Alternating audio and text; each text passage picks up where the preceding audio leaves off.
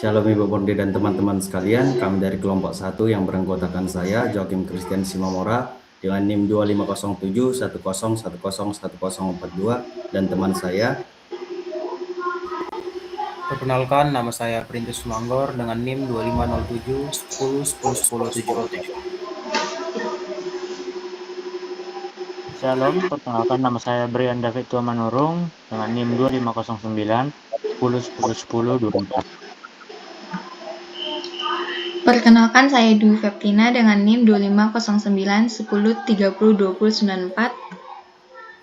Perkenalkan, saya Hani Barusialaban dengan NIM 2502102054. Perkenalkan, nama saya Anjela Stefani dengan NIM 250910201081. Kami sedang menyusun pembahasan mengenai kasus perselisihan antar umat beragama. Setelah berdiskusi, kami setuju untuk membahas kasus yang terjadi di Aceh Singkil pada tahun 2015. Kasus ini berawal dari perbedaan pendapat di tengah masyarakat terkait keberadaan dan perizinan rumah ibadah. Seiring waktu, ketegangan tersebut meningkat dan berkembang menjadi konflik yang berujung pada tindakan kekerasan, termasuk pembakaran rumah ibadah, serta bentrokan antar warga. Peristiwa ini tidak hanya berdampak pada keamanan, tetapi juga mempengaruhi hubungan sosial antar masyarakat di daerah tersebut. Selanjutnya, kami akan menjelaskan pada makalah kami tentang latar belakang, kronologi, penyelesaian, serta dampak dari peristiwa tersebut. Oke, nah jadi kan untuk kronologinya itu udah aku telusuri juga bahwasanya yang faktor penyebabnya itu kan udah awalnya dari konflik biasa sih, dan itu udah terjadi tahun 79 gitu. Nah, waktu rencana pembangunan gereja itu di ada daerah Gunung Meria namanya. Nah, itu jadi menimbulkan perlawanan dari umat muslim gitu kan. Nah, pada akhirnya ini bisa sih diselesaikan melalui musyawarah, nanti bisa dicek juga di formnya yang udah aku buat. Nah, jadi memang ada hasilnya kesepakatan bersama. Nah, itu udah mereka buat kayak kesepakatan gitu tahun 79 itu juga. Nah, jadi memang udah sempat keredam gitu. Nah, tapi tahun 90-an gitu konfliknya muncul lagi kan. Nah, sampai bertahun-tahun berikutnya 2001, 2006 kembali lagi muncul. Nah, pada 2010 ini konfliknya itu makin luas gitu kan. Nah, ada juga beredar isu-isu sensitif yang kayak nggak hanya di memancing konflik keagamaan juga, ada juga kayak gimana ya, tentang budaya gitu kan. Nah, pada akhirnya itu 2015 jadilah puncaknya gitu. Nah, kronologinya gitu sih, pada puncaknya ini 2015 dibakarlah gereja ini di desa Sukamakmur itu. Nah, ya kerugiannya nggak hanya material gitu ya, gimana lah yang kena bakar gitu kan. Tapi ini jadi nunjukin hal-hal yang berulang sih. Nah, mungkin ini bisa jadi untuk pembahasan kita sih nanti, yang kayak upayanya gitu atau caranya ke depannya. Nah, tapi kronologinya ini yang dia dari berita juga kan, ada juga kan baru yang dari jurnal itu gitu. Kira-kira teman-teman ada apa gak? Udah bagus sih.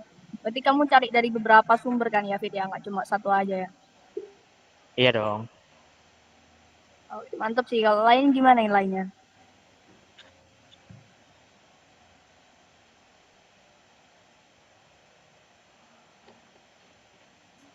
Jujur nggak ada suara sih, Dwi. Mungkin lainnya bisa berkomentar aja.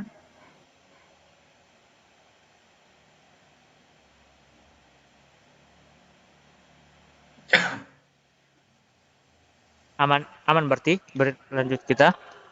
Iya, boleh dah ya. Aman sih. Lanjut, mungkin bisa bahas latar belakang ya. Kalau dari aku ini kan bagian tugasku ya, cari latar belakang. Aku kemarin udah cari dari berbagai situs dan juga ada berita-berita yang ngangkat. Ada beberapa latar belakang yang jadi berita ini jadi makin memuncak di tahun 2015. Yang pertama itu ada masalah perizinan rumah ibadah.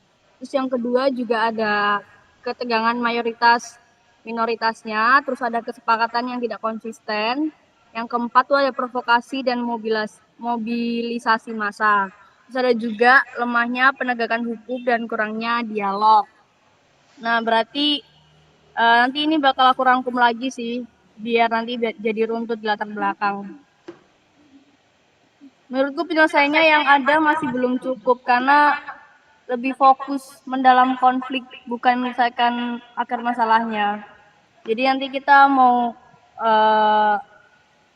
membahas ini kan ya, konflik ini. Menurut kalian gimana? Kalau latar belakangnya ada yang mau ditambahin lagi nggak? Perlu dimasukin juga yang tahun 1970-an?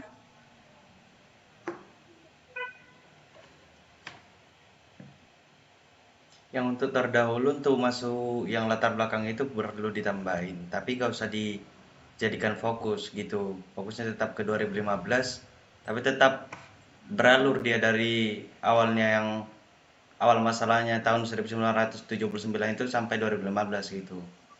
Oke, berarti nanti aku tambahin ya, 1970-an tuh awal munculnya ketegangan, terus lanjut 2001, 2012 sampai 2015 puncaknya pembakaran gereja gitu ya, Joakim. Oke, mungkin yang lain mau bahas juga, ada tambahan. Lanjut ke bagianku ya, soal upaya yang dilakukan pemerintah untuk meredam konflik ini sebenarnya udah banyak, karena yang berdasarkan yang kita ketahui tadi, kayak dari kronologi sama latar belakangnya, sebenarnya konflik ini udah lama. Dari tahun 1979, terus berderet sampai 2015. Jadi sebenarnya pemerintah udah bikin banyak upaya untuk meredam ini.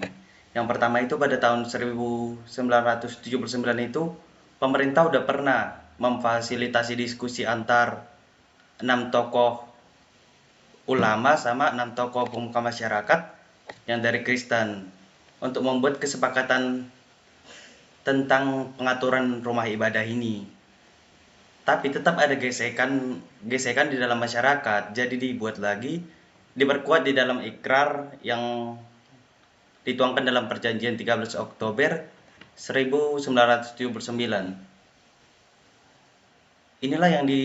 Aturan inilah yang dibuat jadi patokan penertiban yang nantinya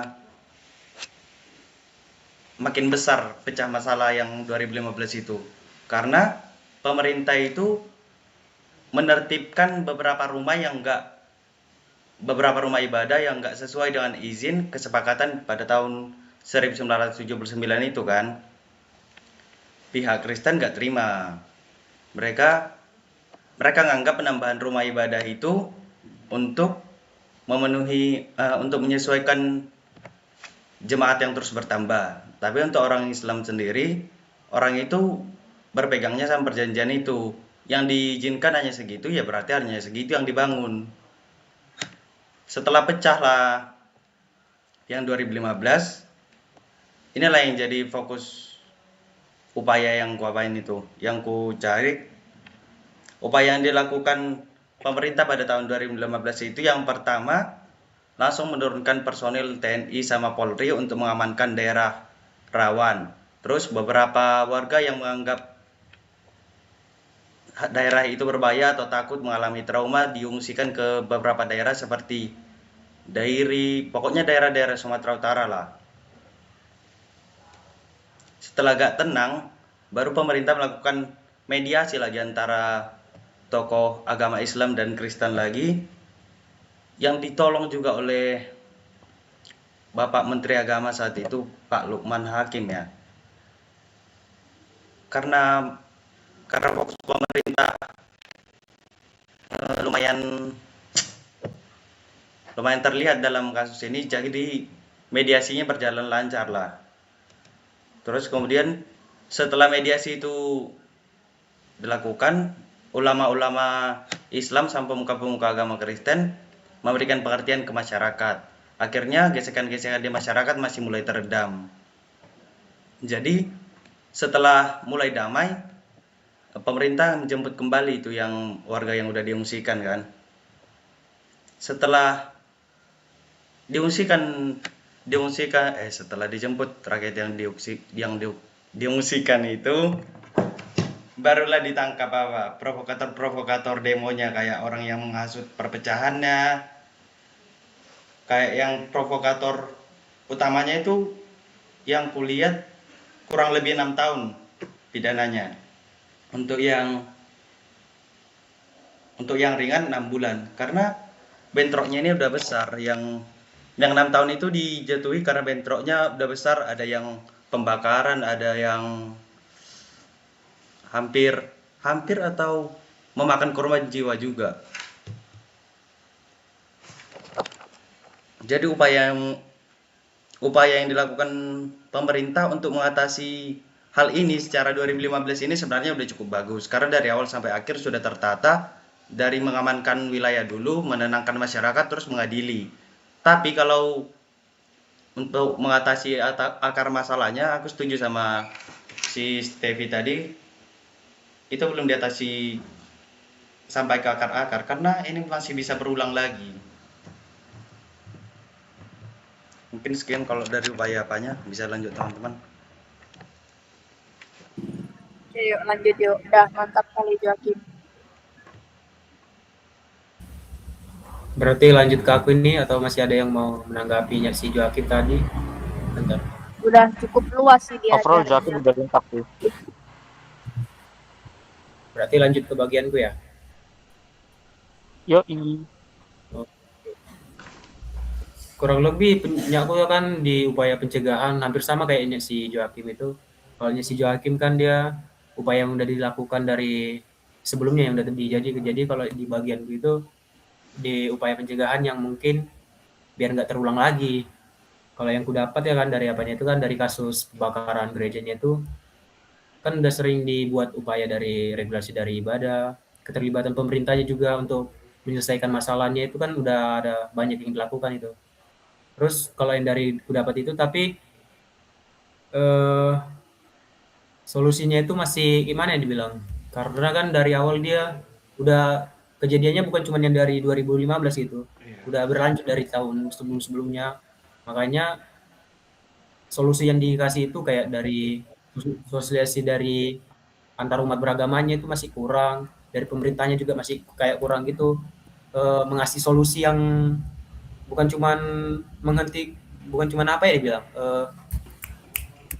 gimana ya, bukan cuman menyelesaikan masalahnya aja tapi di kemudian hari terjadi lagi gitu. Jadi dari yang apaku itu yang ku dapat untuk upaya pencegahannya itu ada beberapa, kayak mana ya, benar-benar. Yang pertama itu kan kayak diperlukannya reformasi regulasi dari pendirian rumah ibadah ini dan saling menghargai, bertindak diskriminatif di wilayahnya terhadap kelompok minoritas. Kayak pembangunan gerejanya itu kan kadang banyak alasan dia kayak surat apanya, surat izinnya nggak ada atau apanya ini nggak ada, padahal kan udah sesuainya sama apa udah ada, tapi dari mereka itu terlalu diskriminatif gitu. Jadi nggak ada keadilan juga di situ. Baru yang kedua itu dari pemerintahnya juga harus ikut andil ya kan, untuk memperkuat kapasitasnya dalam merespon apanya itu konflik yang mungkin terjadi di kemudian hari. Jadi gimana ya dibilang, ada antisipasi sebelum terjadi konflik kayak gitu ya kan. Baru yang ketiga ada penguatan kearifan lokal serta nilai-nilai modernisasi beragama yang perlu dijadikan strategi utama untuk membangun harmoni sosial di masyarakatnya, disosialisasikan bahwa keberagaman itu bukan hal yang negatif tapi untuk menyatukan juga. Baru dari pendekatan yang ketiga ini tadi berbasis dari kebudayaan itu lebih condong dan efektif gitu dalam meredam konflik daripada pendekatan formal aja dari pemerintah. Cuma menyelesaikan sekali tapi di kemudian hari nanti ada lagi. lebih baik dari akar-akarnya langsung dipertemukan, baru ya jadi sosialisasi mulai dari pemerintahnya, dari tokoh-tokoh agama yang di sekitar gitu untuk menyelesaikan upaya pencegahannya di kemudian hari biar nggak terulang kembali. Segitu aja sih dari aku, atau ada yang mau ditambahkan? Izin Tis, soal yang menambahkan itu kan sebenarnya udah aku senggol di bagianku tadi yang F-Cup itu, tapi belum ku ucapin kan. Mungkin di dalam pencegahan itu bisa kau itu, karena Pak Menteri waktu itu bikin forum kerukunan umat beragama untuk wadah masyarakat di situ untuk bertukar aspirasi tentang pengubahan regulasi. Terus ada juga pencegahan dari pemerintah juga, pemerintah pusat waktu itu untuk memberikan edukasi yang menjadikan Bali jadi role model kan, karena Bali itu jadi daerah paling tinggi toleransinya di Indonesia. Jadi bisa mungkin kau cantumkan di dalam apapun nanti itu biar lebih Sebagai apanya? konkret apa kita solusi Oke, pencegahan oke. kita. Sebagai referensi untuk apanya ya? Upaya pencegahannya gitu. Iya, Oke, jadi oke. yang tambahin yang tentang forum kerukunan umat beragama sama yang edukasi toleransi Bali itu.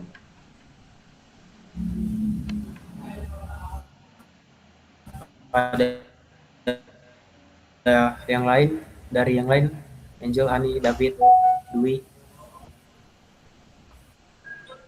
Udah sih, Joakim udah mewakili. Mungkin bisa dilanjut aja ya.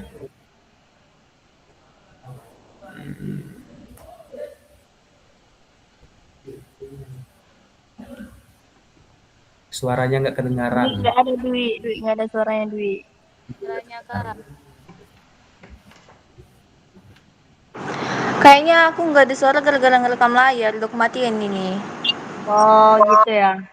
Mungkin bagianku kalian yang ngerekam. Ada yang rekam lain kan soalnya? Perintis masih rekam kah? Udah aku Aku nggak matiin. ngerekam dari awal. Soalnya kalau ngerekam nge-freeze dia langsung. Lanjut aku ngerekam. Mungkin di bagian aku sama Hani beda orang lah yang ngerekam.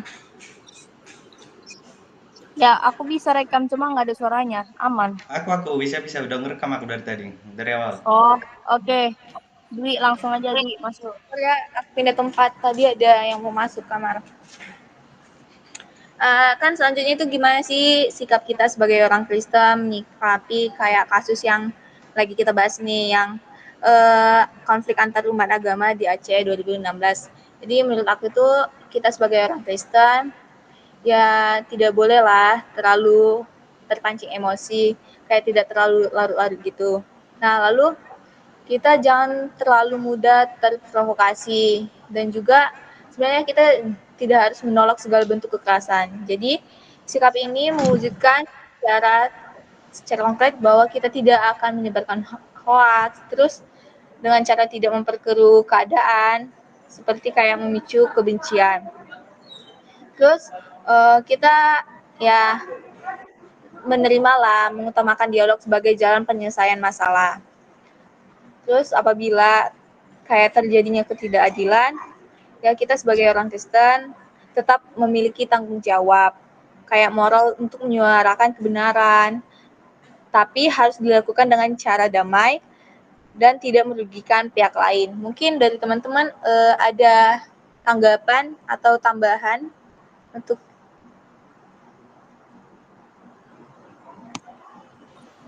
perlu ditambah-tambah ayat Alkitab gitu nggak kayak tugas kita sebelumnya? mungkin kayaknya itu masukan sih. Mungkin nanti aku bisa cari untuk ayat Alkitab biar lebih mendalam. Oke. Yang teman-teman yang lain ada masukan?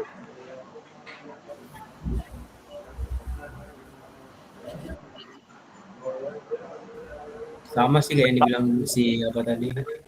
Kalau bisa ditambahin sebagai contoh gimana kita orang Kristennya bersikap untuk menghadapi yang kayak dibilang tadi itu kan, cara kita menyikapinya gimana yang baik dan benarnya gitu. Baik sih, tapi yang berpandu pada Alkitab ataupun dari apa kita agama Kristen gitu. Oke. Mungkin untuk sikapnya udah. Mungkin selanjutnya boleh teman yang menyampaikan.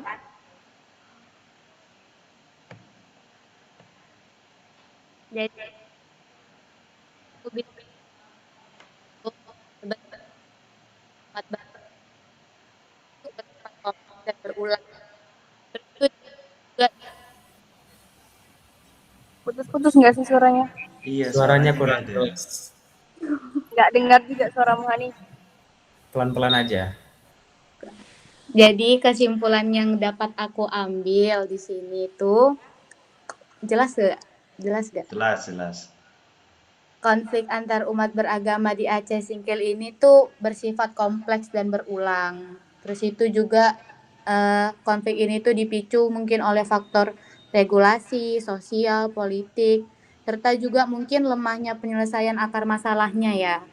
Terus upayanya ini mungkin masih cenderung reaktif, sehingga potensi konflik ini mungkin bakalan tetap muncul. Jadi karena itu mungkin diperlukan pembenahan struktural, kebijakan yang adil, serta penguatan dialog dan kepercayaan antar kelompok. Jadi kayak dalam situasi ini itu umat Kristen itu sebenarnya berperan penting dalam menjaga kerukunan dengan mengedepankan kasih, terus pengendalian diri dan penolakan terhadap kekerasan. Jadi kayak melalui sikap terbuka ini, dialog yang damai serta komitmen pada toleransi dan keadilan, mereka juga dapat menjadi agen perdamaian. Kerukunan ini juga hanya terwujud jika seluruh pihak bersama-sama menjaga persatuan dalam keberagaman. Itu sih yang bisa aku simpulkan dari penjelasan teman-teman semuanya tadi.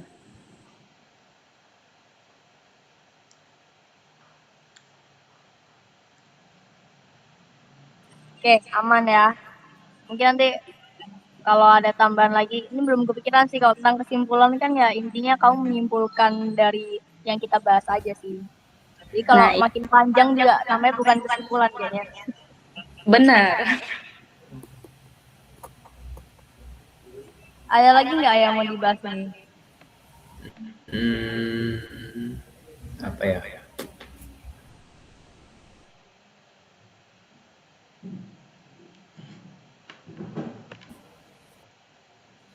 Aman kayaknya ya. Aman sih. Berarti nanti pengerjaannya dari apa enggak sih? Dari link apa gitu? Jadi ngisi sendiri atau satu orang yang mengumpulkan gitu? Iya, Atau nanti gimana? dari link itu. Iya, nanti tinggal dirapikan aja. Kalau enggak kita kerjain di dokumen itu terus satu orang nanti ngupload ke forum. Ya, Iya. betul. Itu nanti kan dimasukin aja semua ke Gdocs itu kan.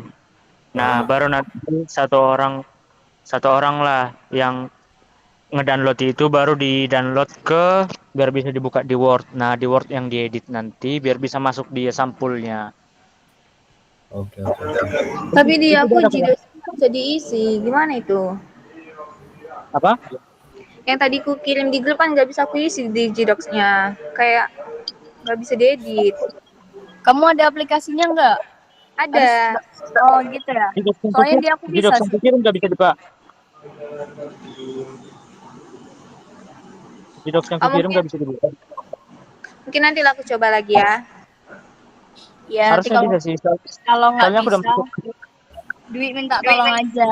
Kamu kirim ke grup biar diisi aja nanti. Oke. Terima kasih. Mungkin bisa di stop aja ini rekamnya nih guys. Udah selesai kan ya. Aku mau kelas soalnya di sini. Udah bisa kita selesaikan? Udah. Oke sih, udah. Oke, shalom. Shalom. Salam.